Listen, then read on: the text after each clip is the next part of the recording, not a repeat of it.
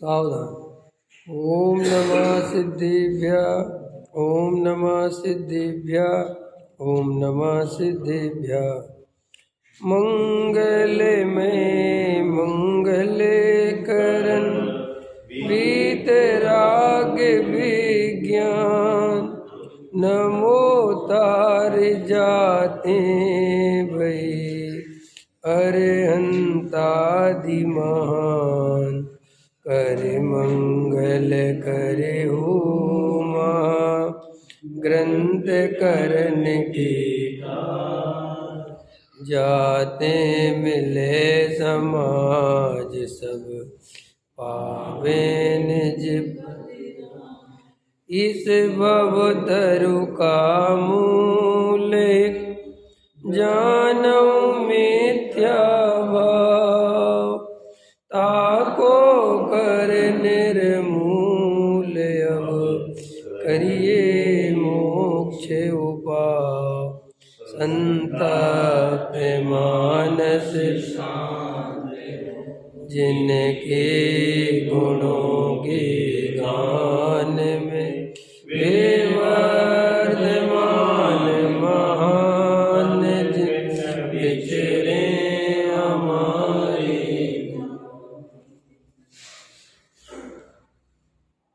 कल रात्रि में एक हृदय विदारक घटना अपने को सुनने मिली।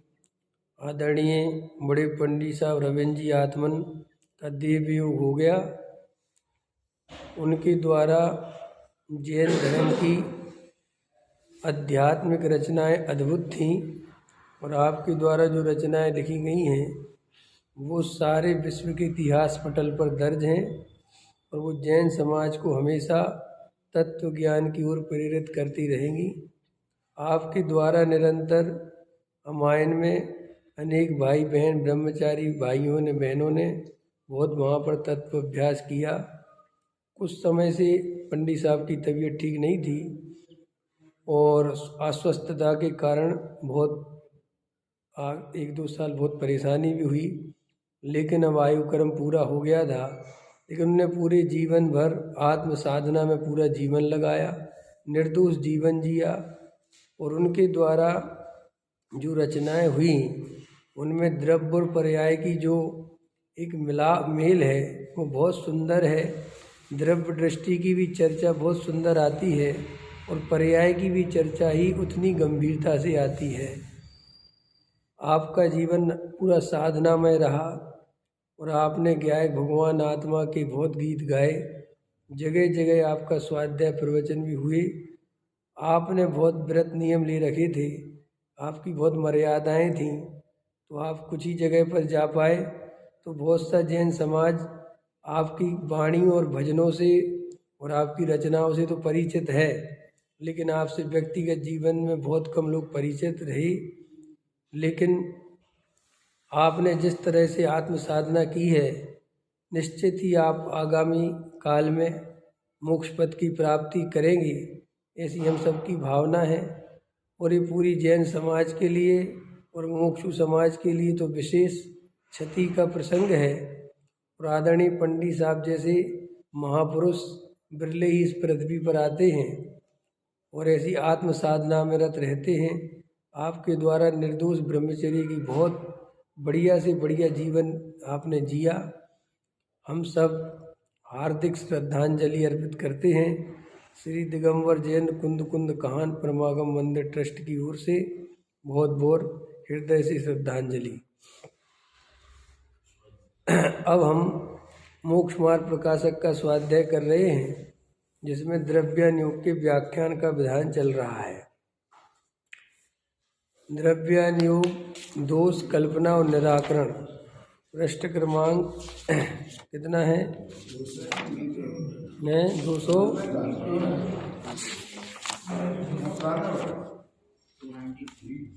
293। द्रव्यानुयोग में दोष कल्पना का निराकरण। देखो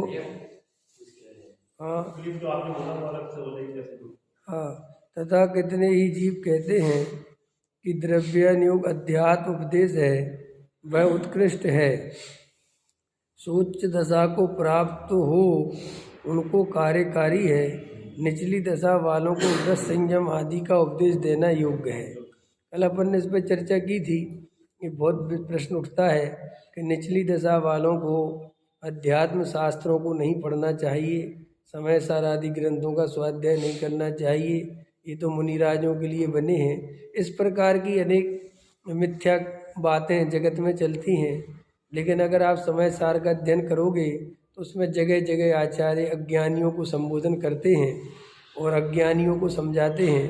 तो वो ऐसा स्वयं सिद्ध हो जाता है कि ग्रंथ अज्ञानियों के लिए ही लिखा गया है, क्योंकि मुनिराज तो अज्ञानी होते नहीं, गृहस्थ ही जीवन अज्ञानी होता है, मुनि तो सम्यक दर्शन ज्ञान चारित्र की धारी होते हैं। तो इस तरीके के मात्र सुनी सुनाई बातों पर ध्यान नहीं देना चाहिए, अपने को स्वाध्याय जरूर करना चाहिए।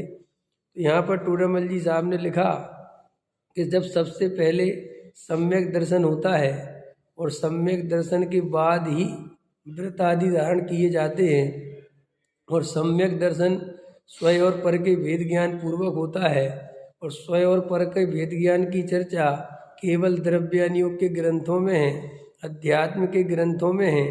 और अगर हम अध्यात्म के ग्रंथों का द्रव्यानुयोग शास्त्रों का अध्ययन नहीं करेंगे तो हमें स्वयं और पर का ज्ञान ही नहीं होगा, और स्वयं और पर का ज्ञान नहीं होगा तो सम्यक दर्शन की प्राप्ति नहीं होगी, और अगर सम्यक दर्शन की प्राप्ति नहीं होगी तो हम व्रताधिक धारण कर ही नहीं सकते, और अगर करेंगे भी तो वे नकली होंगे, उनसे कोई कार्यकारी नहीं है, वो कोई काम के नहीं है। इसीलिए द्रव्यानुयोग के शास्त्रों से स्वयं पर का भेद ज्ञान सीखना, तत्व का श्रद्धान करना, सम्यक दर्शन प्राप्त करना, पश्चात चरणानुयोग के अनुसार व्रताधिक धारण करना, ये जैन दर्शन की मूल परिपाटी है। ठीक है, इसलिए निचली दशा में ही द्रव्यानुयोग कार्यकारी है। ये और लगा दिया बात, ये कह दी टोडामल जी ने कि निचली दशा में ज़्यादा जरूरी है द्रव्यानुयोग। मुनिराज भले ही नहीं पढ़े द्रव्यानुयोग तो चलेगा, पंचम स्नानवर्ती भले ही नहीं पढ़े तो चलेगा, समझ में आया, लेकिन नीचे वालों को तो पढ़ना बहुत जरूरी है, क्योंकि मूल तत्व ज्ञान तो द्रव्यानुयोग में है। ख्याल में आया कि नहीं आया? उसके बिना कैसे चलेगा? जैसे लोक में है भाई, बहुत पैसे वाले हों तो उनके लिए तो भैया कुछ भी करें, 10-20-50 हज़ार रुपये खर्च कर दें, कुछ भी कर दें, क्या फ़र्क पड़ता है। लेकिन तुम्हारे पास अगर हो ही 10-20 हज़ार रुपये और तुम उनकी देखा देखी करोगे तो क्या होगा? ख्याल में है ना। इसलिए अपने को तो जो अभी वर्तमान में अपनी दशा है, इसमें तो सबसे पहले सम्यक दर्शन कैसे हो, आत्मा का अनुभव कैसे हो, तत्व निर्णय कैसे हो, ये इसके लिए सारा पुरुषार्थ करना चाहिए, और हम इसके अलावा भी कहीं ताकत नहीं लगाना चाहिए। इसलिए टोडामल जी साहब ने यहाँ पर लिखा कि प्रथम मुख्य रूप से तो निचली दशा में ही द्रव्यानुयोग कार्यकारी है। ठीक है, गौण रूप से जिसे मोक्ष मार्ग की प्राप्ति होता ना जाने उसे पहले किसी व्रताधिक का उपदेश देते हैं। इसलिए ऊंची दशा वालों को अध्यात्म का अभ्यास योग्य है, ऐसा जानकर निचली दशा वालों को वहाँ से परांगमुख होने योग्य नहीं है। अब ये क्या कह रहे हैं? गौण रूप से माने अब कोई जीव ऐसा है, पढ़ा लिखा नहीं है, अजैन है, कुछ समझता नहीं है, अब उसको कोई समझाने का उपाय भी नहीं है, तो भैया उसको कोई व्रत ही दिला दिया कि भैया तुम एक काम करो, मांस नहीं खाना, एक काम करो भैया तुम तम्बाकू नहीं खाना। अब कोई कहेगे ये उपदेश, अरे तो उसकी स्थिति ऐसी है ना, अब हम तुमसे बोलें कि तम्बाकू नहीं खाना है, तुम तो ऊपर के बढ़िया स्वाध्याय करते हो, पढ़े लिखे हो, मंदिर आते हो, जैन हो, वस्तु स्वरूप समझने लगे हो, तो तुम्हें तो मूल तत्व ज्ञान पढ़ाएंगे ना। लेकिन कुछ जीव ऐसे होते हैं कि भाई नहीं कुछ समझ आता, मंद बुद्धि होते, बिल्कुल कुछ बुद्धि नहीं है, तब उनको क्या करें? तो भाई उनको कोई व्रत ही दिला देते हैं कि चलो अच्छी भावना रखेगा और व्रत आदि को तो शांति से रखेगा तो अगले जन्म में कहीं बढ़िया हो जाएगा, और कितनी सी बात है। अब ग्वाला था वो, अब ग्वाले ने वो शास्त्र दे दिया मुनिराज को, तो वो आगे कुंद कुंद का जीव बन गया। ख्याल में आया? तो भाई उसके लिए वो ग्वाला होना चाहिए ना। अब तुम किसी का शास्त्र उठा के दे दोगे तो तुम बन जाओगे क्या कुंद कुंद? अरे वो तो एक परिस्थिति की बात है, हमारी परिस्थिति अच्छी है और हम इसके बाद भी स्वाध्याय नहीं करें, तत्व अभ्यास नहीं करें तो हम तो पापी हैं। मान के चलो ये मंदिर है और यहाँ स्वाध्याय चलता है और लोग पूजा करके चले जाते हैं, तो भाई साहब एक प्रकार का पाप है कि क्यों कि तुमने स्वाध्याय में क्यों नहीं बैठे, तुम घर पे जाके बढ़िया गप्प मार रहे हो, अखबार पढ़ रहे हो, चाय पी रहे हो, और स्वाध्याय चल रहा था नीचे, वो नहीं सुन सके स्वाध्याय, और ये कहो कि स्वाध्याय तो ठीक है, क्या जरूरत है। अरे तो इसका मतलब ये है कि तुम बिल्कुल सही नहीं हो, तुम्हें पाप लगेगा। इसलिए ये सब लोगों के लिए अलग अलग उपदेश होता है। यहाँ पर टोडामल जी ये कह रहे हैं, तथा यदि कहोगे कि ऊंचे उपदेश का स्वरूप निचली दशा वालों को भाषित नहीं होता। लो साहब, हमें तो आत्मा की बातें समझ में नहीं आती साहब, क्या निमित्त होता है, क्या उपादान होता है, क्या अभाव होते हैं, क्या द्रव्य होते, गुण, पर्याय, सात तत्व, हमें तो नहीं आता साहब समझ में। ये तो जो बहुत बुद्धिमान लोग हों उनको समझाओ, हमें तो समझ में नहीं आता। समझ, हमें तो कोई कहानी सुनाओ बढ़िया। सुनोगे रमेश जी कहानी? जी कहानी सुनाओ बढ़िया, कोई कहानी सुना दो। तो ये कह रहे टोडामल जी, ये प्रश्न समझ में आ गया ना कि हमें तो कोई ऐसी कहानी वगैरह सुनाओ, हमारे बस की नहीं है सब बुद्धि लगाना। अब देखो टोडामल जी उसको जवाब देते हैं, और तो अनेक प्रकार की चतुराई जाने और यहाँ मूर्खपना प्रकट करे। क्यों? व्यापार करने में इतना होशियार है, इतनी बुद्धि लगाता है और सारे घोड़े दौड़ाता है, करोड़ों रुपए कमा लिए चतुराई कर करके। क्यों है? इधर से उधर, उधर से उधर, 10 रुपये 10,05,540 रुपये का हिसाब, तो ये 40 रुपये भी कैसे हैं इसका भी याद रखे। सारी चतुराई है वहाँ पे। और यहाँ क्या कहता है कि हमें कुछ आता नहीं, यहाँ मूर्खपना प्रकट करता है। इसका मतलब ये है कि तुझे तत्व की सच्ची रुचि नहीं है, पैसे कमाने की रुचि है। इसलिए मैंने देखा अनपढ़ आदमी हिंदी भले ही नहीं पढ़ पाए लेकिन पैसे का जोड़ घटा कर लेता है। अपने यहाँ लेबर काम करती है फैक्ट्री पे, तो भाई साहब बिल्कुल पढ़े लिखे नहीं होते, अंगूठा छाप होते हैं, लेकिन उनको जितनी अच्छे से अपनी अटेंडेंस और अपना ओवर टाइम याद रहता है, समझ में आया? हमारे पास तो लेबर काम करती ना, हम उनका हिसाब बनाएंगे तो हम भूल जाएंगे, वे एकदम बोलेंगे बिना देखे कि भाई साहब हमारे 103 घंटे होने चाहिए, और हम कैलकुलेटर से जोड़ रहे हैं, और हमारे आ रहे 99 घंटे और वो कह रहा है 103। हम कह रहे हैं 103 आ ही नहीं सकते यार, 99 घंटे आ रहे। वो कह रहा भाई साहब आप जानो, आपका काम 103 घंटे हैं, जोड़ो। फिर जोड़ते हैं, हमें 103 ही आते। समझ में आया कि नहीं आया? वो तो जिनके फैक्ट्री है वो सब जानते लेबर कैसे अपन।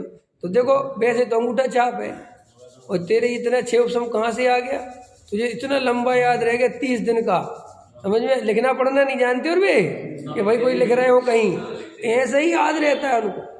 तो क्यों याद रहता है? अगर बुद्धि नहीं होती तो ये भी कैसे याद रहता? लेकिन वहाँ पैसे से सुख मिलेगा। मेरे 3 घंटे कटेंगे तो मेरे पैसे कम मिलेंगे, और पैसा बहुत इम्पोर्टेंट चीज़ है, इसके बिना जीवन नहीं चल सकता। तो देखो अपने आप बुद्धि दौड़ती है, ठीक है ना? लेकिन स्वाध्याय में, तत्व ज्ञान में, भेद विज्ञान में, वस्तु स्वरूप समझने में कोई बुद्धि नहीं चलती। क्यों? यहाँ क्यों नहीं चलती? कि यहाँ चलाना ही नहीं चाहता। यहाँ तो सोचता है कि स्वाध्याय सुनने से कौन से सुखी हो जाएंगे, क्या लेना, समझ में आ जाए तो ठीक, नहीं आए तो ठीक, याद रह जाए तो ठीक, और नहीं रहे तो ठीक।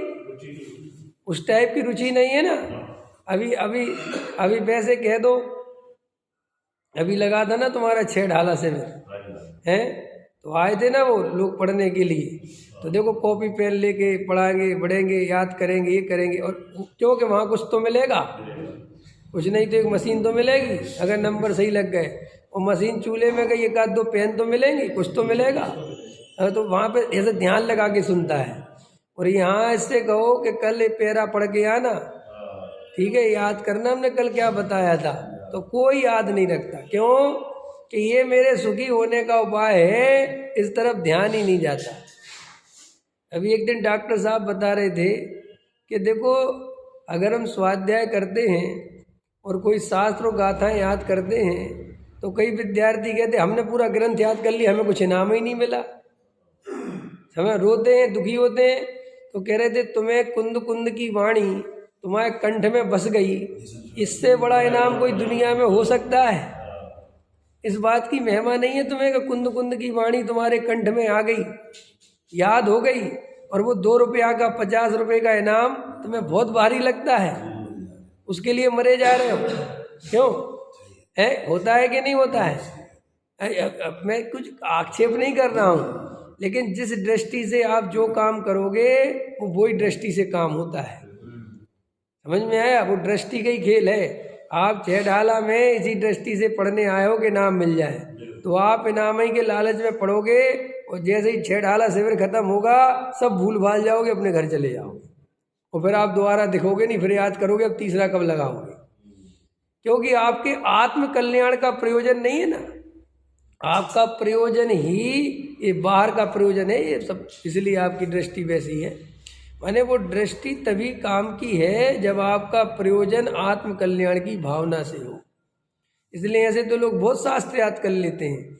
एक हमारे साथ एक लड़का पढ़ता था, मैं नाम तो नहीं बता सकता, लेकिन वो लड़का इतना शास्त्रों को याद करता था, इतना उसका क्षयोपम था, जैसे उसे कह दिया ना, ऐसे पता कैसे कहता था वो, एक गाथा के कितने रुपया मिलेंगे, सीधा ऐसी भाषा थी उसकी। कहता था एक गाथा के कितने रुपए हैं, तो किसी ने कहा 3 रुपये, किसी ने कहा 4 रुपये, और अगर प्रवचन सार की करोगे तो 5 रुपये। ठीक, कितनी गाथाएं हैं? हिसाब इतनी गाथाएं, और हिसाब लगाता था अगर इतनी करेंगे इतने पैसे मिल जाएंगे। और कह दिया कि अगर प्रवचन हाल में सुनाओगे सबके सामने तो जो सेठिया लोग बैठे रहते हैं वे भी दे सकते हैं। तो भाई साहब वो रात भर घोटता था। समझ में आया कि नहीं? इतना जौसम था, वो याद कर लेता था 2 दिन में तो पूरा ग्रंथ का ग्रंथ। समझ में आया? हाँ। और उसे तत्व की इतनी सी रुचि नहीं थी, उसे आत्मा से कोई लेना देना नहीं था। उससे हम लोग कभी तत्व चर्चा करें, कोई बात करें कि फालतू बात मत करो, मुझे तो जो है आगे MBA बनना है, ये बनना है, ऐसा बोलता था। समझ में? मुझे कोई लेना देना नहीं, वो तो ठीक है, यहाँ रहता हूँ तो यहाँ का खाता हूँ, और ये 2-4 पैसे एक्स्ट्रा मिल जाते हैं तो सुना देता हूँ। सोचो उस अध्यात्म के क्षेत्र में जहाँ पर तत्व की चर्चा रात दिन हो रही है, और वो रोज हर क्लास में बैठ रहा है क्योंकि कंपलसरी है, और उसका अभिप्राय क्या है देखो तुम। और हम लोग जानते थे, वो खुल के कहता था। समझ में आया? और वो 2nd ईयर में ही निकल गया था, पढ़ा भी नहीं फिर पूरा, कहीं जुगाड़ बन गया उसका, उसे कोई मिल गए बाहर के, क्योंकि उसका दिमाग वहीं घूमता था, बाहर के मिल गए वो चला गया हल में है ना। और अपना जो भी है अभी उसके ज़्यादा क्या मतलब, ये क्षयोपम ज्ञान आप किस तरीके से यूज करना चाहते हो वो आपकी रुचि पे डिपेंड करता है। वो तो देखो भाई, क्षयोपम ज्ञान तो जो मिला है सो मिला है। अब चाहे तुम उसे इंजीनियरिंग की पढ़ाई में लगा दो, चाहे व्यापार में लगा दो, चाहे पैसा जोड़ने में लगा दो, चाहे शास्त्र याद करने में लगा दो, और चाहे तो आत्म कल्याण में लगा दो। वो तो सीधी सी बात है भैया। जैसे तुम्हारे फोन में मोबाइल है ना तुम्हारे में, अब चाहे उसमें फिल्मी गाने सुन लो, चाहे फिल्म देख लो, और चाहे तो बढ़िया प्रवचन सुन लो, वो तो अपना काम जैसा कहोगे वैसा करेगा, उसका तो कुछ है नहीं, उसकी अपनी तो कुछ है नहीं, तुम्हारी। ऐसे ही वास्तव में ज्ञान तो बहुत निर्दोष होता है, ज्ञान तो इतना बढ़िया होता है कि पूछो मत। वो तो वो कहता है तेरी जहाँ रुचि होगी हम तो वहाँ तेरा साथ देंगे। ज्ञान ये नहीं कहता इस क्षेत्र में हम तुम्हारा साथ नहीं देंगे। अगर तुझे भैया छल कपट मायाचारी करनी हो तो ज्ञान में वैसे आइडिया आने लगते, क्यों? चोरी करनी हो तो पॉकेट कैसे मारा जाए वो आइडिया आने लगेंगे। जैसा तुम, जैसी रुचि, जैसा प्रोग्राम सेट करोगे। इसलिए तुम ये मत कहो कि हमारा क्षयोपम का में फलाना ठिकाना, वो क्षयोपम तो बिल्कुल सही है, लेकिन तेरी रुचि गलत दिशा में है। इसलिए तू ज्ञान का बहाना मत बना, तू अपनी रुचि पलट। पूज्य गुरुदेव श्री का आप स्वाध्याय सुनोगे तो गुरुदेव श्री ने तो पूरा मोक्ष मार्ग रुचि के लिए समर्पित कर दिया। आप सुनना कभी गुरुदेव श्री को, तो गुरुदेव श्री का एक रुचि पलट दे, सुना कभी? रुचि पलट, तू अपनी रुचि पलट। अगर रुचि पलटेगा तो तेरा पुरुषार्थ अपने आप होगा। माने हजारों लाखों करोड़ों अरबों जिनवाणी का सार इस वाक्य में कि अगर तेरी आत्मा की सच्ची रुचि होगी तो तेरा आत्मा का पुरुषार्थ अपने आप होगा। सब होगा, और आत्मा की रुचि नहीं होगी तो बिल्कुल भी वैसा पुरुषार्थ नहीं होगा। और देखो भैया, ये मनुष्य भाव बहुत कम समय का है ना। अभी रविंद्र जी पंडित साहब की ज़्यादा उम्र नहीं थी, 72-73 साल के थे, 74 साल के हैं, 73 के थे ना। तो आयु क्रम है भैया। अभी अब आप लोगों में से कोई 60 का तो हो ही क्या होगा, कोई 65 का होगा, कोई 66 का होगा, है तो जी आए। तो अभी ज़्यादा भागम भाग में समय खर्च मत करो, ये कार्यक्रम देखने में समय खर्च मत करो। अब तो बैठ के शांति से आत्मा की रुचि बढ़ाओ, स्वाध्याय की रुचि बढ़ाओ, वेद ज्ञान की रुचि बढ़ाओ। जी अब ज़्यादा पूजा पाठ, बहुत पूजा करना, बहुत पूजा में लगना और बहुत आगे पीछे, और अभी कुछ बहुत ज़्यादा नहीं। क्यों साहब ऐसा क्यों कर रहे? देखो भैया, अगर तुम दिन भर बहुत मेहनत करते हो, सुनना मैं थोड़ा खतरनाक बोल रहा हूँ, और तुम दिन में बिल्कुल आराम नहीं कर पाते, और रात के सोने में भी तुम्हें 11 बज जाते हैं, 12 बज जाते हैं, और तुम सुबह 5 बजे उठ के यहाँ जाओगे, समझ में, तो शरीर तुम्हारा थका थका रहेगा। अब जब तुम 6 बजे 5 बजे यहाँ लग जाओगे और फिर 8 साढ़े 8 बजे तक पूजा करोगे, तो स्वाध्याय में क्या होगा? नींद आएगी, थकान महसूस करोगे, फिर जैसे तैसे समय पूरा करोगे कि भैया सुनाओ, ख़त्म करो, फिर यहाँ से जाके आलस में रहोगे। तो जब इतना शरीर तुम्हारा थका हुआ रहेगा तो वो आलसी प्रमादी प्रवृत्ति तत्व विचार में कैसे तुम्हें आगे बढ़ाएगी? इसलिए फ्रेशनेस चाहिए एकदम अंदर। जिसे तत्व विचार करना हो उसे अपने शरीर में थकान नहीं भरने देना चाहिए। ये सब निमित्त नैमित्तिक संबंध है। अगर तुम शरीर में बहुत थकान भर दोगे तो फिर तत्व विचार आदि में मन नहीं लगेगा। और आप लोगों की जितनी उम्र हो रही है जिस हिसाब से, अब कोई तुम्हें मैराथन में भाग तो लेना नहीं है, समझ में आया कि नहीं आया, कि कहीं तुम्हें दौड़ा दाड़ी करनी है। तो अब शांति से जो बचा हुआ जीवन है इसको गहरे तत्व अभ्यास में लगाना चाहिए, और ये थोड़ी रुचि पलट देनी चाहिए। काहे की विषय भोगों की, कमाने की, पैसा जोड़ने की, जिनके बच्चों की शादी वगैरह हो गई है, आप लोगों को ये नियम से छोड़ देना चाहिए ज़्यादा। क्यों? ये मनुष्य भाव बहुत मुश्किल से मिला है, ये पर्याय छूट जाएगी गप मारते मारते, और आपको पता नहीं चलेगा आपने कितनी बड़ी गलती कर दी। समझे? वही विद्यार्थी है ना, जहाँ आत्मा से परमात्मा बनने की चर्चा है, जहाँ जीव अगर गहरी तत्व रुचि करे तो सिद्ध बन जाए, वो वहाँ रहकर भी काय की रुचि कर रहा है। सोचो बात। और कालांतर में कहाँ ऐसे बहुत विद्यार्थी पढ़ते थे स्मारक में हमारे साथ आगे पीछे, कि वहाँ की प्रतियोगिता में नंबर 1, प्रवचन करने में नंबर 1, समझ में आया कि नहीं आया, बैडमिंटन खेलने में नंबर 1, पढ़ने लिखने में नंबर 1, यूनिवर्सिटी टॉपर, हमारे साथ ऐसे लड़के। और सुनो, उनको अंदर से आत्मा की कोई रुचि नहीं। सोचो बात।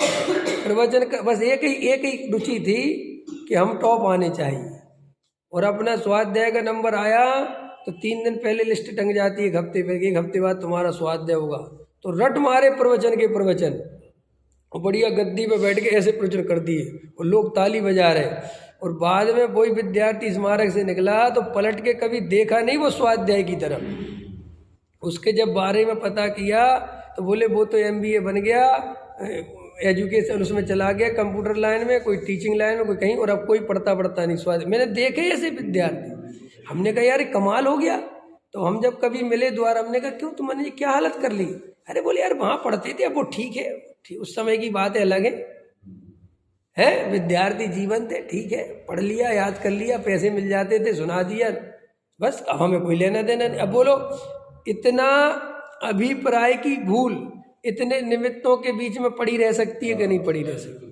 क्या कर लेगा निमित्त तुम्हारा? बोलो क्या कर लेगा निमित्त? समझ में आया? और देखो उल्टा करो, हम लोग पढ़ते थे तो हम तो ना तो कॉलेज में टॉपर, नहीं समझ में आया, और हमारे बारे में तो यही धारणा रहती थी कि ये तो बहुत बिगड़ेल आदमी है, समझ में आया। लेकिन हम लोग बिगड़ेल रहते इसलिए कि भाई हम तुम्हारी परीक्षा तुम्हारे हिसाब से नहीं देते, हमें नहीं चाहिए 100 में से 100 नंबर। मेरी तो ऐसी हालत थी कि परीक्षा है लघु जैन सिद्धांत प्रवेशिका की, और वो मेरी पढ़ी हुई समझ मैंने समझी हुई है। तो मैं कहता था ये जैन दर्शन है, मुझे आत्म कल्याण की भावना से पढ़ना, क्या लेना देना परीक्षा में। अरे 100 में से 60 नंबर आ जाएंगे और क्या होगा? तो मैं उस समय सार पढ़ रहा होता था, तो लोग मेरे से कहते थे तुम्हारी बुद्धि खराब है। मैंने कोई नहीं, पेपर का टाइम बताओ तुम, तुम्हें आ जाऊंगा देने के लिए, और जाके दे आता था। क्योंकि जैन दर्शन इतना पढ़ा था, क्या परीक्षा में पास होने की वो थी, और हम पढ़ते थे, स्वाध्याय करते थे, तो सब लोग समझते थे ये लोग तो कुछ, क्योंकि वहाँ टॉपर के ही आधार पर तुम्हें होशियार माना जाएगा ना, तुम्हारे परीक्षा में नंबर आएंगे। तो अब आजकल मेरे स्वाध्याय वगैरह पहुँच रहे हैं, प्रवचन हो रहे हैं, तो हमारे जो कुछ पुराने मित्र हैं वे कहते यार विवेक तू तो बड़ा स्वाध्याय करता है तू तो उस समय तो तेरा, अरे तो भैया हमने ये स्वाध्याय उस समय भी यही करते थे, लेकिन हमें टॉप बॉप से कोई लेना देना नहीं था, हमें तुम्हारी तरह ना, हमें हम प्रवचन भी स्मारक में जितने होते थे, मैंने आज तक ये नहीं देखा कभी प्रवचन की तैयारी करनी पड़ी, कभी नहीं करता था। और मेरी हमेशा आदत थी तात्कालिक भाषण में बोलता था, विषय दे दो वहीं खड़े खड़े बोलूँगा। मैं कहता था इतना तत्व पढ़ा है, इसकी भी तैयारी करनी पड़ेगी क्या है? स्वाध्याय प्रवचन करना है तो करना है। मैं यहाँ क्यों कि भाई हमारे अंदर से आत्मा की रुचि होनी चाहिए। अगर आपके अंदर आत्मा की रुचि होगी तो आपको कभी शास्त्रों की तैयारी नहीं करनी पड़ेगी, आपके अंदर से तत्व ज्ञान निकलेगा। और अगर तुम्हारी रुचि नहीं होगी तो तुम्हें ये रटना पड़ेगा, रट रट के सुनाओगे, और रट रट के सुनाओगे तो रट रट के चलेगा कितना, वो अंदर आत्मा के कार्यकारी तो है नहीं। इसलिए यहाँ टोडामल जी साहब अपने को समझाते हैं, तू देखे चतुराई की बात है मत बता, तू ये शास्त्र याद कर ले और सोचे तो भी कुछ नहीं, और तू ये कहे कि साहब मुझे कुछ रहता ही नहीं, ये सब बातें नहीं है, तेरी अंदर रुचि नहीं है। मूल मुद्दे की बात क्या है? रुचि होनी चाहिए। देखो स्वाध्याय में हम कभी आते हैं कभी नहीं आते हैं, कभी आते हैं कभी नहीं आते, तो अंदर में देखोगे आप ये कहीं ना कहीं रुचि का भाव है। अगर गहरी रुचि हो तो स्वाध्याय तो ऐसा लगता है कि हम इसके बिना रह ही नहीं सकते।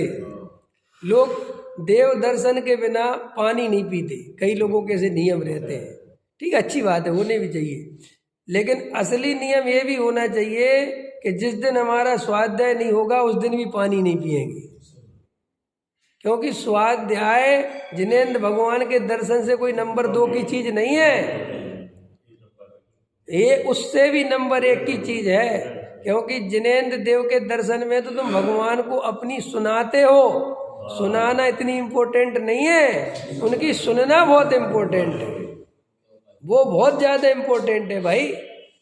और तुम स्वाध्याय के प्रति लापरवाही, देव दर्शन कैसे भी करो, देव दर्शन हो जाए, देव दर्शन हो जाए, तो अभी इसका मतलब है कि तुम जैन दर्शन का मूल सिद्धांत समझे नहीं।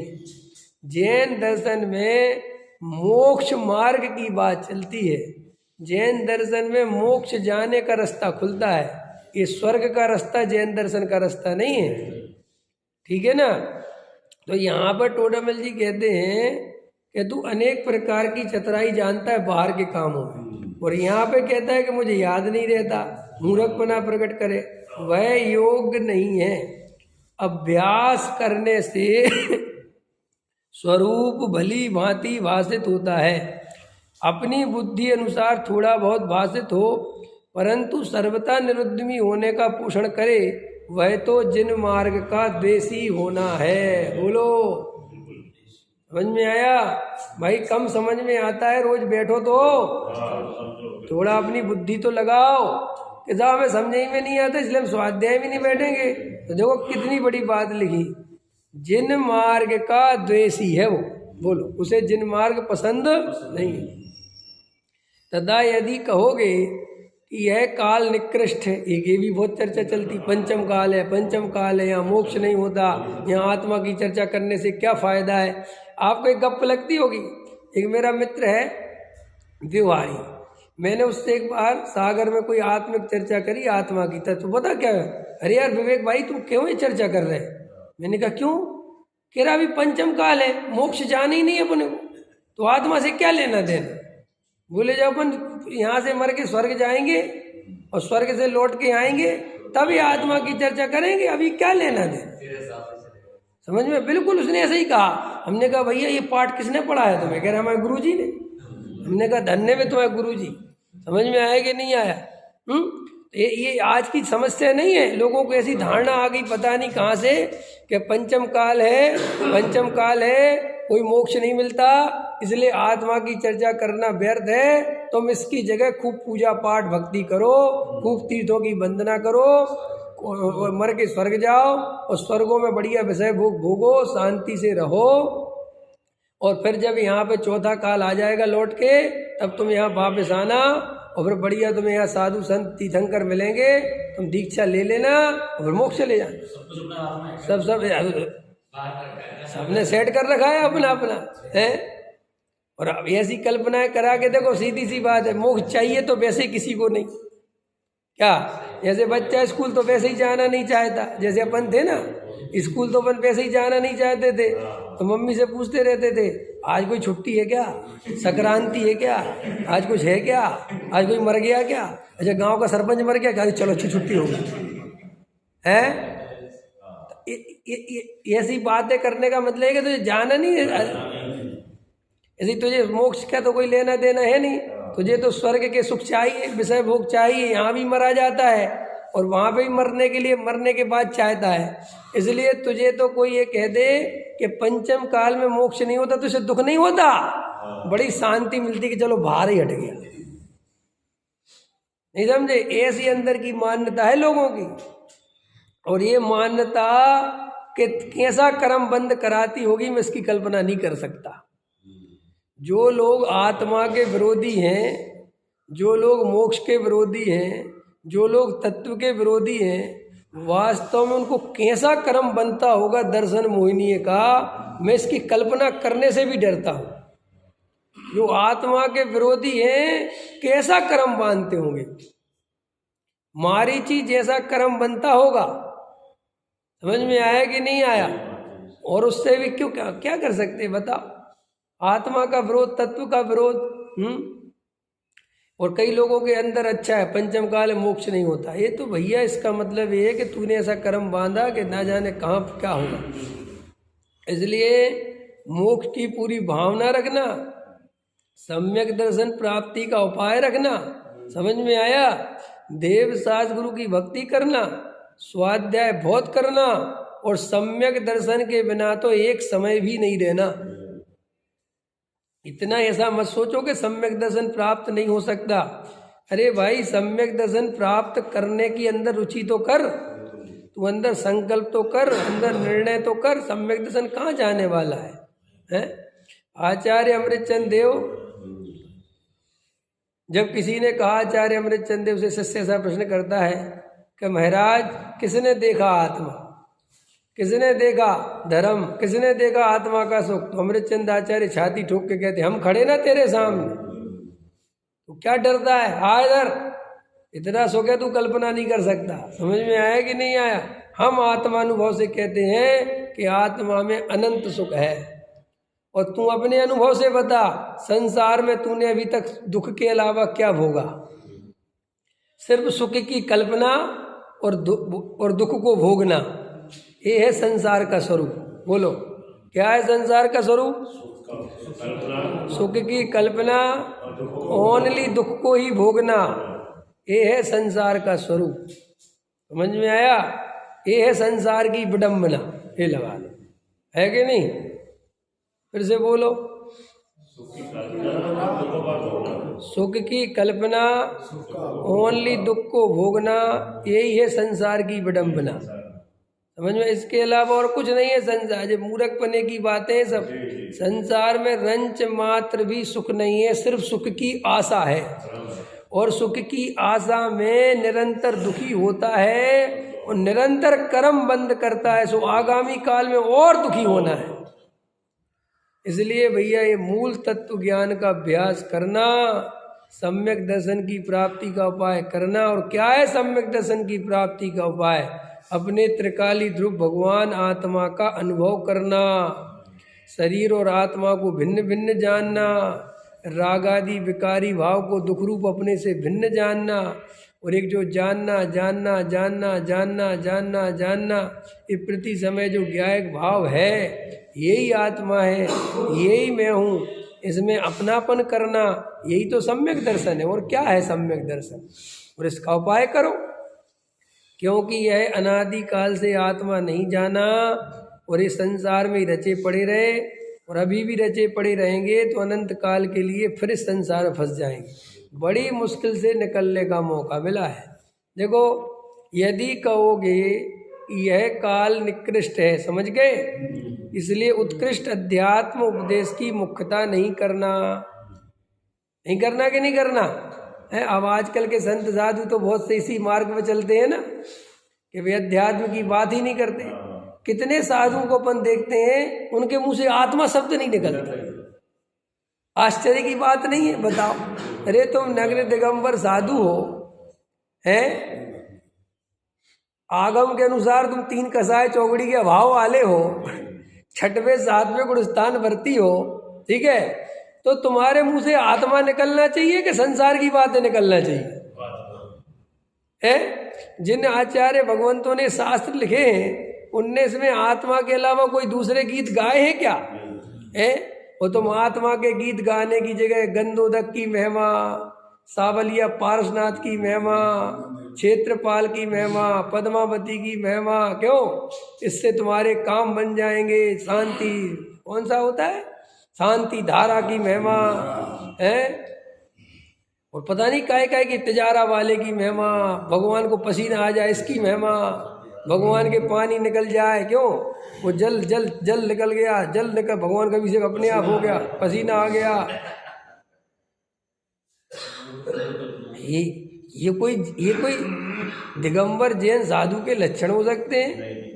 अरे जो आत्मा की चर्चा ना करे, जो 7 तत्व की चर्चा नहीं करे, जो भेद ज्ञान की चर्चा नहीं करे, उनसे प्रश्न है कि तुम साधु हो किस आधार पे भाई? क्योंकि जैन धर्म में तो साधु का स्वरूप ही ये लिखा है कि जो निरंतर अपने स्वरूप में रमते हैं, जो निरंतर तत्व चर्चा में संलग्न रहते हैं, जो गृहीत मिथ्यात्व के स्वयं तो महात्यागी हैं ही, लेकिन कभी भी दूसरे जीवों को गृहीत मिथ्यात्व का उपदेश नहीं देते, अखंड वीतरागी धर्म की श्रद्धा कराते हैं। समझ में आया? काय की धर्म? वीतरागी धर्म की श्रद्धा कराते। ऐसा तो है ही नहीं जैन।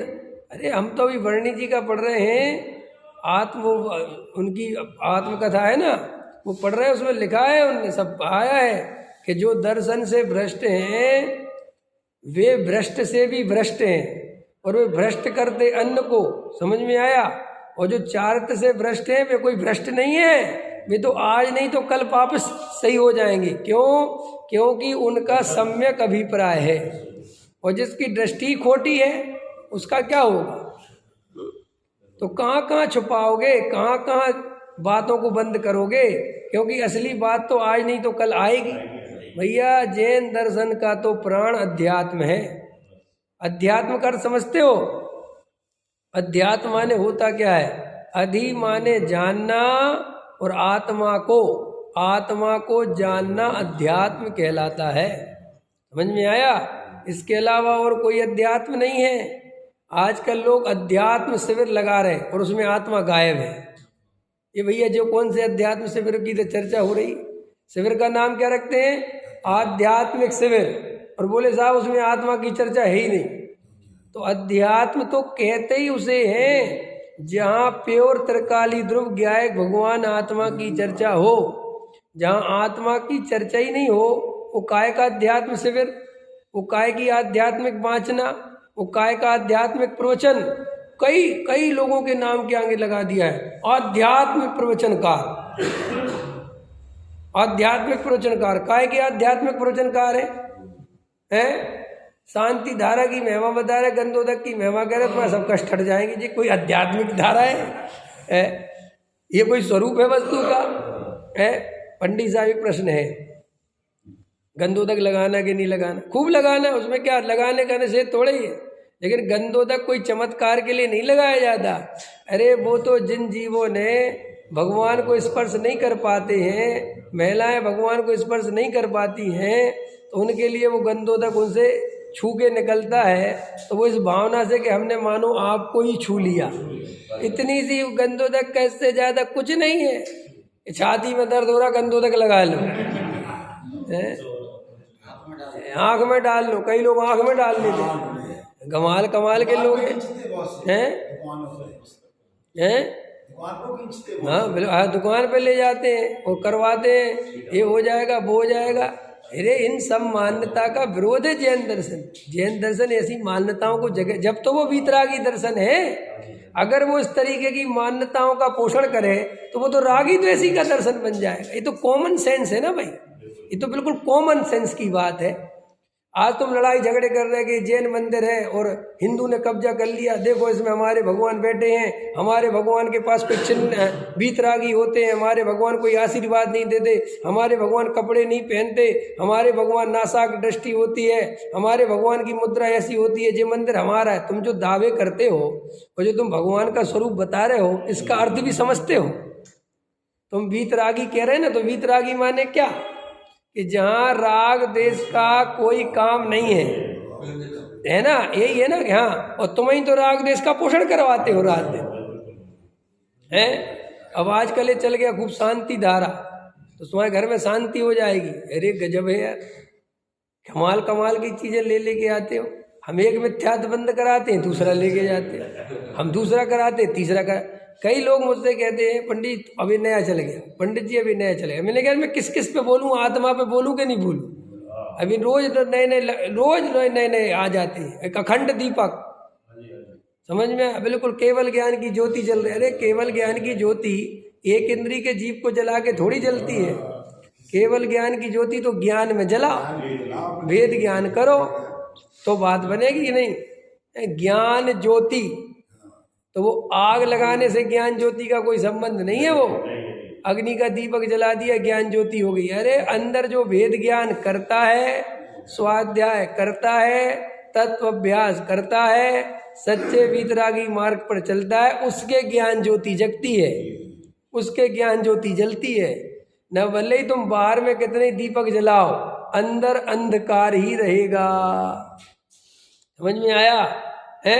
कितने दीपक जलने वाले हैं अयोध्या में? हाँ अभी जलेंगे ना लाखों, उसके पहले भी लाखों जला दिए, और लाखों जला दो, और हम तो कहते करोड़ों जला दो, तो अंधकार मिट जाएगा, अंदर का ज्ञान मिट जाएगा है, अंदर का ज्ञान मिट जाएगा। बाहर का दीपक जलाने से यदि अंदर का अंधकार मिटता तो फिर बात ही खत्म हो जाती। फिर तो भाई साहब, फिर तो ये सब बंद करो, स्वाध्याय पढ़ाई लिखाई सब स्कूल बंद करो, सबके घर में दीपक जलाओ और इंजीनियर बनाओ, है कि नहीं? डॉक्टर बनाओ, कहना 2 दीपक जलाओ 2 डॉक्टर, 3 दीपक जलाओ 3 डॉक्टर है, और लाखों जलाओ तो पूरा हिंदुस्तान डॉक्टर। सब कोई दुनिया में मूर्खों की कमी नहीं, जबकि कोई मानता नहीं है। अगर तुम वास्तव में इतनी श्रद्धा वाले हो कि दीपक जलाने से ही सब कुछ हो जाता है, तो मैं कहता हूँ फिर तुम पढ़ाई लिखाई बंद करो ना, सब दीपक ही दीपक जलाओ, हम देखते क्या क्या होता है। सो कोई नहीं मानता, क्यों? अच्छे हमने जो बड़े बड़े पंडितों को देख लिया, बड़े बड़े और देख लिए, आयुर्वेदिक और ज्योतिषाचार्य और न्यायाचार्य सब देख लिए। जब सिर पे आ पड़ती है सो नहीं एलोपैथिक वालों की शरण में पहुंच जाते हैं, लाओ जी हम हमारा कर दो जी ऑपरेशन है। क्यों? अभी तो तुम बहुत भाषण दे रहे थे, अब क्या हो रहा है भाई? सब दुनिया भर की बात है। इंग्लिश मीडियम में कुछ नहीं है, इंग्लिश नहीं सीखना चाहिए, हिंदी, और खुद इंग्लिश मीडियम में पढ़ाते अपने बच्चों को। ये जितने झंडा लेके चल रहे हैं ना हिंदी का, इनके बच्चों का पता करना कि कौन से स्कूल में पढ़ते हैं। ये जितने नेता हिंदी का गाना गाते हैं, इनके लड़के विदेशों में पढ़ते हैं। कहाँ चक्कर, तो हम पढ़े? अरे पढ़ो ना, पढ़ना ही चाहिए, अंग्रेजी सीखना बिल्कुल सीखना चाहिए, क्या बात है? क्यों नहीं सीखना चाहिए? वो इंटरनेशनल भाषा है, आनी चाहिए, क्यों नहीं आनी चाहिए है? हम क्यों किसी भाषा में पीछे रहे? हाँ, हम अपनी भाषा का अपमान नहीं करें, हम हिंदी वाले से हिंदी में बोलें, लेकिन हमारे सामने अंग्रेज खड़ा हो जाए तो हमें अंग्रेजी भी आनी चाहिए। हाँ भैया, उसमें क्या दिक्कत है? ये थोड़ी है कि हम बिल्कुल बंद कर दें, नहीं हमें नहीं पढ़े, ऐसा नहीं होता। आज हमारे हिंदुस्तान के लोग विदेशों में जगह जगह नौकरी कर पा रहे हैं, तो वो इंग्लिश की वजह से तो कर पा रहे हैं। आज आधा अमेरिका हिंदुस्तान बह जा रहा, कुछ दिन और लगेंगे पूरा अमेरिका हिंदुस्तान बन जाएगा। हिंदुस्तान के वोट से अमेरिका में प्रेसिडेंट बनेगा और हिंदुस्तान के वोट से प्रेसिडेंट हटेगा। अभी क्या समझ रहे हो आप? है। अभी ये कह रहा था कोई, पुतिन ने उसकी तारीफ कर दी मोदी की, तो कोई कह रहा था लगता है पुतिन भी बीजेपी से प्रभावित हो गया और ये भी कुछ दिन बाद ज्वाइन करने वाला है? क्यों? मेरा कहने मतलब ये है कि हम निषेधात्मक करते हैं कोई चीज़ का, हल्ला मचाते हैं, तो पर्टिकुलर प्रैक्टिकल करके सोचना तो कि भाई ये बात कहाँ तक सही है। तुम स्वाध्याय का विरोध करते हो, अरे सोचो तो, स्वाध्याय नहीं होगा तो समाज का होगा क्या? गणेश प्रसाद जी वर्णी साहब ने कैसे विद्यालय की स्थापना करी है, आप उनकी आत्मकथा पढ़ना। मैं कल ही पढ़ रहा था, गणेश प्रसाद जी वर्णी लिखते हैं अपनी आत्मकथा में कि हम लोग भैया विद्यालय खोलने के लिए इतने परेशान हो रहे हैं, इतने परेशान हो रहे हैं, हम अपनी व्यथा आपसे कैसे कहें। उसमें लिखा है उनने शब्द कि क्यों कि ये समाज वाले मंदिर के नाम पे, मूर्ति के नाम पे तो पैसा जल्दी से निकाल देते हैं, खूब दान दे देते हैं, और हम इनके पास अर्जी लेके जाते हैं कि एक पाठशाला खोलनी है, एक विद्यालय खोलना है, तो कहते हमारे पास पैसा। ये उस समय की समस्या, और ये समस्या कभी खत्म होने वाली नहीं है। वर्णी जी आज मिल जाते मुझे, तो वर्णी जी से कहता, वर्णी जी आज भी समस्या निपटी नहीं है, आज भी मूर्ति के दान में पैसा देने के लिए तैयार हैं, करोड़ों अरबों के पंच कल्याणक हो रहे हैं, समझ में आया। लेकिन अगर एक विद्यालय खोलने की बात आ जाए, विद्यार्थियों को पढ़ाने की बात आ जाए, तो फिर सब पीछे हट जाते। तो भैया स्वाध्याय तो जीवन का मूल प्राण है। जो अगर देखो, शायद रविंद्र जी पंडित साहब का वाक्य है, मुझे भी ध्यान नहीं किसका है, जिस घर में स्वाध्याय नहीं होता, जिस मंदिर में स्वाध्याय नहीं होता, वे शमशान के समान है, उनका कोई महत्व नहीं है। जिस घर में जिनवाणी नहीं है और स्वाध्याय नहीं होता, वो घर जैनी के घर कहलाने लायक है। वो जैनी है, वो काय का जैनी है भाई, नाम का जैनी है वो। ठीक है, देखो अब क्या कहते हैं, तो उनसे कहते, अब ये प्रश्न समझ में आ गया कि पंचम काल है ना। और भैया अध्यात्म के उपदेश की बात नहीं करनी चाहिए, क्योंकि हम तो साहब ये तो निकृष्ट काल है और यहाँ ऐसी बातें नहीं करना। तो उनसे कहते हैं, कितना गजब का उत्तर दिया, यह काल साक्षात मोक्ष ना होने की अपेक्षा निकृष्ट है। आत्मानुभव आदिक के द्वारा सम्यक आदिक होना इस काल में मना नहीं है, इसलिए तो यह उत्कृष्ट है कि भाई आत्मानुभव जैसा कार्य अगर इस काल में हो सकता है तो और क्या चाहिए है? कौन से चौथे काल से सब रही मोक्ष चले जाते हैं? वहां पे भी तो कुछ ही जीव मोक्ष जाते हैं, मोक्ष मार्ग में लगते हैं, तद्भव से थोड़ा मोक्ष जाते हैं। हाँ बोलो, पता नहीं कितने भाव लगते हैं। ये कितनी बढ़िया बात बताई कि भाई ऐसा थोड़ी है कि आधे मोक्ष में लगे और आधे चले गए। अरे तो भाव लगते हैं, और अगर अपन इस भाव में सम्यक दर्शन की प्राप्ति कर लेंगे तो एंट्री तो हो जाएगी, लाइन में तो लग गए। तो तू कहता है कि क्या करेंगे स्वाध्याय करके, बेकार की बात करते हैं। आत्मानुभव आदिक द्वारा सम्यक आदिक का होना इस काल में मना नहीं है, इसीलिए आत्मानुभवन आदिक के अर्थ द्रव्य नियोग का अवश्य अभ्यास करना। देखो इससे ये बात भी सिद्ध हो गई कि आत्मानुभव का कार्य द्रव्य नियोग से होता है। ये साफ साफ हो गया कि नहीं हो गया? प्रथमानियोग से हो सकता है, करुणानियोग से हो सकता है, चरणानियोग से हो सकता है, हो ही नहीं सकता, क्योंकि द्रव्यानियोग के बिना कोई भी जीव अगर इन तीन अनियोगों को पढ़ेगा तो वो केवल और केवल कर्ता कर्म पुष्ट करेगा, वो अध्यात्म तत्व नहीं समझेगा। प्रथमानियोग में कहानियां हैं और कहानियों में ऐसा ही लिखा है कि इसने ये किया, इसने ये किया, इसने ये किया, उसकी सजा इसको मिली, उसकी सजा इसको मिली, फिर ये हुआ, फिर ये हुआ, फिर ये हुआ। वहाँ कहाँ समझेगा कि कोई किसी का कर्ता धरता नहीं। चरणानियोग में इतना पाप, इतना पाप, ये नहीं खाना, ये नहीं खाना, ये नहीं खाना, और कर्णानियोग में कर्म की महिमा और त्रिलोकादिक का वर्णन। सो वस्तु स्वरूप तो जो सच्चा सात तत्व है, तत्वार्थ श्रद्धा नाम सम्यक दर्शनम, इसकी चर्चा तो केवल द्रव्यानियोग के शास्त्रों में ही आएगी। इसलिए द्रव्यानियोग का शास्त्रों का अभ्यास कभी नहीं छोड़ना चाहिए, निरंतर इसी का अभ्यास करना। क्योंकि असली आत्मानुभव का जो प्रयोजन है उसकी सिद्धि इसी से हो सकती है और किसी से नहीं। इसलिए जिन जीवों के मन में ये धारणा बैठा दी गई है कि काल खोटा है, द्रव्यानुयोग आदि ग्रंथ नहीं पढ़ना, वो बिल्कुल मान्यता बदल देना आज से। बिल्कुल रात और दिन द्रव्यानुयोग पढ़ना, क्योंकि आत्मानुभव का कार्य इसी से हो सकता है और किसी से नहीं हो सकता।